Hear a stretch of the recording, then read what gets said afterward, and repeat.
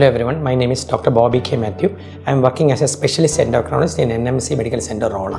So what is endocrinology? Endocrinology is the study of hormone. The most common hormone disorder which we commonly hear is diabetes and thyroid. We know that India, China and Asian countries are considered as the world capital of diabetes, and thyroid disorders are getting common day by day. But other than diabetes and thyroid, we have other hormone. We have the master gland of the body, that is the pituitary, and behind the thyroid is a small gland that is known as parathyroid, which controls the calcium and bone metabolism, and above the kidney there is a small gland known as cortisol, that is producing gland is known as adrenal. Now we have the male gonads, that is male hormone producing organ, testosterone testis, and the female, the sex hormone producing organ, ovary, that produces estrogen. Commonly we hear diabetes and thyroid, but endocrinology is a study of hormone and the specialty for which people with hormone disorder come to the doctor. Today we will be discussing about hormonal problems in youth. We know youth and puberty, that's the time of maximum gain in the height, brain and sexuality. A boy becomes an adult, a girl becomes a woman, and the sexual and physical and mental maturity occurs during puberty. So puberty is the interplay of three hormones. For height it is growth hormone, for brain it is thyroid, and for sex development in a male it is testosterone, and a female it is estrogen. So today we will be discussing the common hormonal problem that we encounter in the youth, the pubertal age group. So most important changes which occur in the youth during puberty is height gain, brain gain and sexual maturity. For height we require the hormone of growth hormone. For brain you require thyroid hormone. For sexual development it is testosterone in a male and estrogen in a female. It is very easy to undergo or find out the sexuality in a lady. Suppose a girl at the age of 13 or 14 years is coming with the mother, coming to an endocrinologist telling, the mother is telling, doctor, I need to check the hormones of my daughter. The mother is telling that her menses is regular. Every month it is occurring regularly and her breast development is normal. We know that 90% she is normal. But a boy or a guy at the age of 20, 21, looking at him externally, you never know whether the sexuality is normal, because male sexuality is always hypothetical. A guy who may be looking so muscular outside may be having a small genitalia, he may be married, having no children. When you remove the shirt, he may be having a breast that is coming out with a gynecomastia. When you are speaking to him, his voice may be in the feminine tone. He may be going to the gymnasium and working out for 6 months, still he may not be developing his muscles. So any male who thinks that his sexuality is poor need to check his male hormone level, that is testosterone. Suppose you check the male hormone and testosterone and that is low, you can start the testosterone replacement. Previously testosterone used to be given as injection only. Now we have testosterone in the form of capsule, that is androl testocap, that is given 3 times daily, and second you are having testosterone injection which can be taken once in 3 months. Now you are having testosterone gel also which can be applied on your genitalia and facial body hair. What is the difference in sexuality between a male and female? Because always I told you, females have a wonderful thing that is known as a menstrual cycle. A female misses her menses for 2 or 3 months, she becomes anxious, she goes to a gynecologist and gynecologist check her hormone, ultrasound for uterus, ovary, for PCOD. What about a guy? A guy at the age of 25 or 30 years, even going for marriage, he thinks that his sexuality is poor, he thinks that his penile length is less, he thinks that he is not having adequate sexuality, he actually never knows which doctor to go for. A female is a gynecologist, men never know where to check testosterone. That is why sexual problems are escalating in men like anything. Even now infertility. What is infertility? Husband and wife getting married, having an unprotected intercourse twice in a week, but at the end of 1 year they are not able to conceive. That is infertility. Previously any guy, girl getting married, not having a baby, we used to think that everything is the girl's problem. The female is obese, female is having thyroid, she is not menstruating properly. Now we know that 50% of infertility is male factors. Male who are getting married have low erection, they have low sperm count and low motility also. That is why now the guidelines say that before marriage, it is not the family that should interact, it is not the money and the religion that should interact, it is actually the health that should be interacted. Before marriage itself, pre-marriage, you should have a checkup for your health status, your cardiac status, your hormonal status, even your reproductive status, even a checking for HIV, hepatitis and infective disease before marriage is always advised. So basically understand, hormones in youth are 3. For height you require growth hormone, for brain you require thyroid, and for sexual development testosterone in a male and estrogen in a female. For height we require the hormone that is known as growth hormone. Whenever you think that your child is not growing at par with other children of the age group, or you are going to the assembly where you see that your son or daughter is always standing in the first row whereas other children are growing back, or your elder son is not growing as much as the younger son, these are clues for you to think that your child is not gaining adequate height. What do we think that our child is not gaining adequate height? Previously, we all used to think that eating makes you in a good height. Now, the concept is that only 10% of what you eat is required for adequate height, because the tallest of the population and the people with the biggest of the muscle mass related to the is belonging to the African subpopulation. We have nothing to eat. So basically understand only 10% of what we eat is required for your height and brain development. Whenever you think that your child is not gaining adequate height compared to other children of the age group, go to a pediatrician or endocrinologist and ask the doctor, "Doctor, my child is not growing. Will he gain adequate height when he becomes 13 or 15 years, or is it a growth hormone deficiency?" Suppose the doctor examines the child and tell no problem at all, her growth hormone or his growth hormone is normal, calcium, vitamin D, thyroid is normal, he is taking the X-ray left hand for bone age and telling that the bone maturity is normal, don't worry at all, your child will gain adequate height, then don't worry, go back, but still check the height velocity every 6 months to 1 year. Suppose at the age of 5 years, 6 years, you are going to the doctor is examining, or the endocrinologist examining and telling no, his or her growth hormone is low, or thyroid is low, vitamin D, calcium is low, then start growth hormone and ask her to get an adequate height. What is the difference between hormone therapy for height, brain and sexuality? Because thyroid hormone for brain can be given at any age, right from the time of birth to a person of 100, 120 years. Sex hormone in a male can be given right from the age of 13 years to the age of 65 years in a guy with an erectile dysfunction. What about height? Height you gain till 14 or 16 years. Many of the children with short stature go to the doctor, and many times the doctor asks them to take growth hormone. The parents never give growth hormone. They give more and more food, fluids and all the green leaf vegetables, and ask the child to play basketball, everything, and come back at 15 years. 15 years your child is short like anything. That time you do the X-ray and the bone is fused. Then they tell them, doctor, we require growth hormone. No, growth hormone should always given in the growing phase. Once you have 14 to 16 years and your bone fuses, there is no role of growth hormone. So height you require growth hormone, brain you require thyroxine, sex you require testosterone. Thyroid, sex hormone can be given at any age, right from 13 years to 60, 65, but growth hormone is given before the bone fuses. And what is the problem of having a short stature or growth hormone deficiency? Many parents come and say, my son is short, doctor, my daughter is short. What is the problem? It is not liver, kidney, heart attack, cancer that occurs with short stature. The only stigma of short stature right from childhood to puberty to adulthood is the inferiority complex or the social stigma of having short stature. A guy who is going to be a sportsman or another person who is having a good build, who want to have a good body, but the height is less, ultimately you don't gain a height after 16 or 17, and which is the biggest example of the most famous sports person who have taken growth hormone. That is nothing but Lionel Messi. Messi is the most famous star who was playing for Barcelona. Why did he shift to Barcelona club from ultimately Argentina? Because he had a short stature. At 1991 he was prescribed growth hormone. His family could not afford growth hormone, so Barca sponsored him. That is why he was sponsored, and he took growth hormone till 18 years. Whatever height you see in Messi is the height that is gained as a result of growth hormone. So it is not for sports alone. Whenever you think that your child is not gaining adequate height, think of the hormone, growth hormone. Don't wait till 14, 15. Take to an endocrinologist, start growth hormone. Let him give with a good height till puberty, till adulthood, grandparenthood, without the inferiority complex having a short stature. Basically understand, thyroid is a gland in your neck. Previously, anyone you ask, any boy or girl having a thyroid disease, they themselves tell the doctor, I don't have a swelling in my neck. Why should I check my thyroid? Previously, our impression was that every person with thyroid has a goiter himself. Now we know that after 1994, we are all taking iodized salt. So goiter or swelling of the neck has come down and blood changes has increased. Now thyroid disorders complicate 1 in 10 females and 1 in 100 men. Females almost never miss the thyroid, because you go to a gynecologist for anything, right from weight gain to weight loss or pregnancy or hair loss or even menstrual problem, gynecologist immediately writes thyroid for checking. What about men? Men hardly do the thyroid. Many of the men come to us and sitting in front of us tell that, doctor, I am having weight gain, I am having a fatty liver, I am having hair loss, I am having snoring. Some people tell, doctor, I drive in the daytime, I am having snoring, I fall off, my sexual libido is poor, or I am not eating anything, still my cholesterol is high. So different symptoms, weight gain, cold intolerance, snoring, decreased sexual performance, cholesterol unexplainedly high, or weight gain with tiredness. All these symptoms can be related to thyroid, but you will never have a goiter. So that is why thyroid is now a routine checking. Every male or female need to check the thyroid every 3 monthly, and once thyroid occurs, go to the endocrinologist and ask the doctor, doctor, what is my cause of thyroid? Is it due to iodine, cabbage, for any reaction of tablets that I take, or due to antibody? Now studies says that 95% of thyroid is not due to iodine, cabbage or cauliflower, it is due to antibody antibody,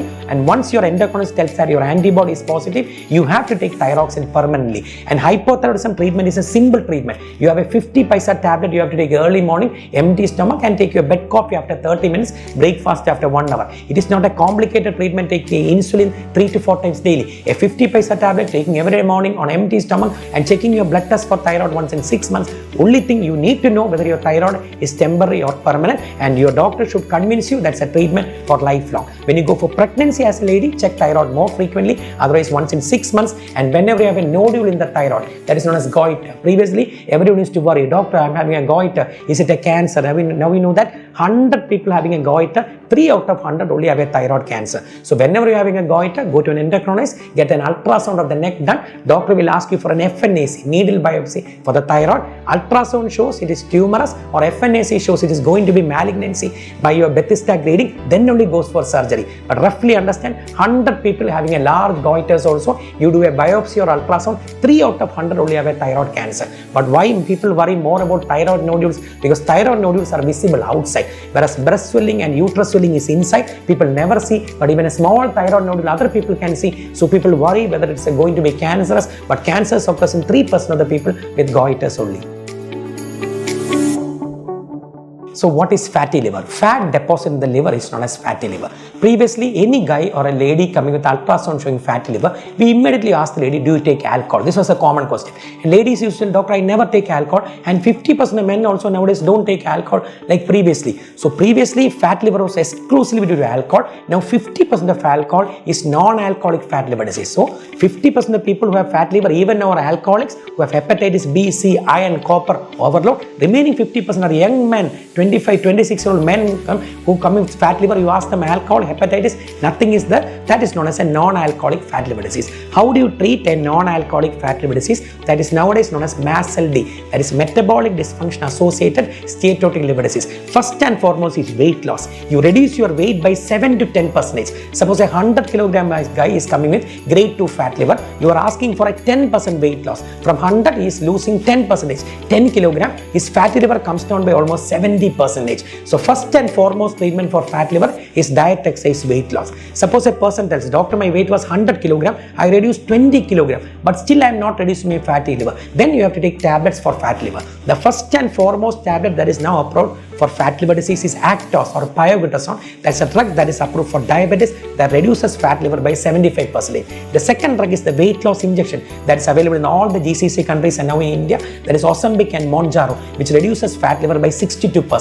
And your cholesterol lowering tablet, your statin and vitamin E 400 mg BD reduces fat liver by almost 30%. So understand, 50% of fat liver is only due to alcohol and jaundice. Remaining fat liver is due to extra fat in your abdomen. So whenever you have fat liver, reduce your weight by 10%. Look at your fat liver. If your fibroscan score of your metabolic grading or fat liver grading is not coming down, you can go for Actos, you can go for Ozempic, Mounjaro, and commonly you can take in vitamin E 400 mg twice daily. And understand, people with fat liver don't die of liver cirrhosis. People think that, doctor, I am having fat liver, I am going to die of liver cancer. No. 100 people having a fat liver, 75 out of 100 die of a heart attack only. Fat liver is a marker of high fat in your liver. The same fat can deposit in your coronary artery and you can die of heart attack. Only 10 to 20% of fat liver disease people die of cirrhosis. That's why young guy, 25, 26 years coming with a fat liver, you first ask them to go for a treadmill test, TMT, because young guys between 20 to 60 years, 80% die of heart attack. What's the difference between a heart attack, liver failure, kidney failure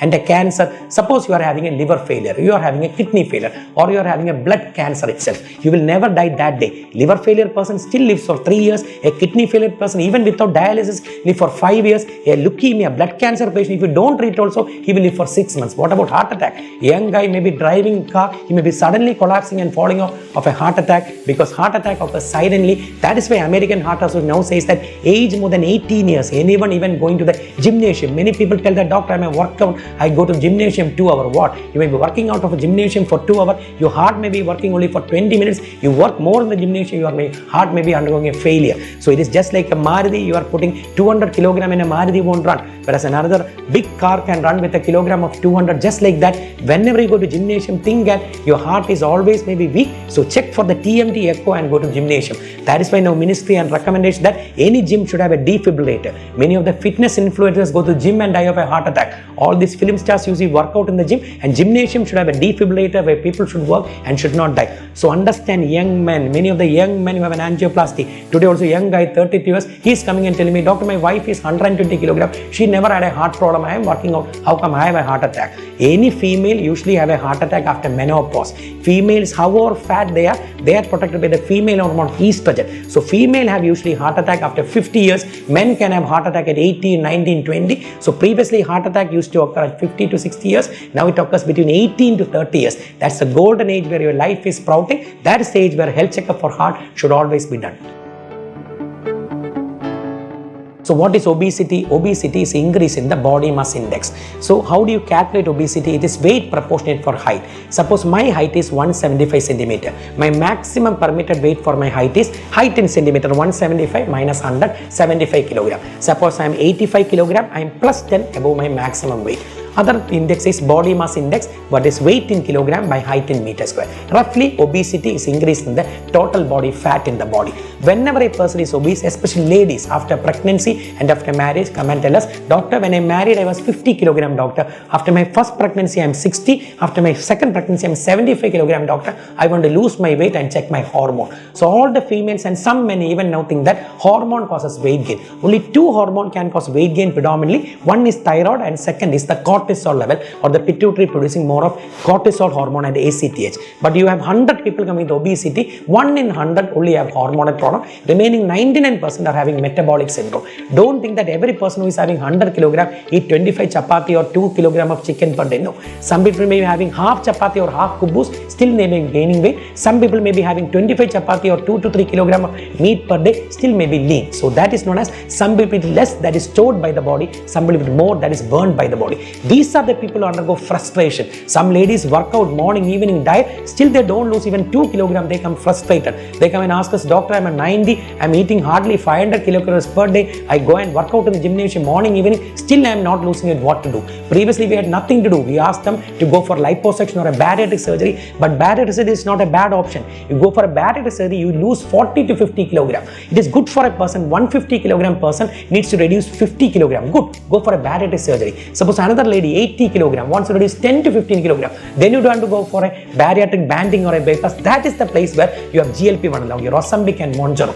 Ozempic and Mounjaro are totally safe. These drugs actually came 5 years back in US for young children above the age of 12 years to reduce the craving of food. Young children 12-15 years are obese like anything. They have so much craving for food, diabetes. You put them on insulin, again they have more craving, they gain more weight. So actually this is for the young type 2 diabetes obese children. Ozempic and Mounjaro came, that cuts off the appetite. Suppose you are eating 5 kubus and you take an Ozempic in the morning, half kubus, your stomach is full like anything. Suppose you are having 2 biryani in the noon, you take 1 Ozempic or Mounjaro, you look at that biryani, your stomach is full. So the craving is cut off by Ozempic and Mounjaro. So Ozempic and Mounjaro works wonders. The only side effect is that you lose 15 to 20% of your body weight, that is 100 kilogram person become 80 or 75. But once you stop Ozempic and Mounjaro, 50% of the people regain the lost weight in 6 to 12 months after stopping it. Don't think that these drugs are only for diabetes and weight loss. This is for hypertension, heart protection, kidney. Now mental problem, many of the sexual disturbance, nymphomaniac behavior, schizophrenia, many of the mental behavior can also be controlled by Ozempic and Mounjaro. So basically understand,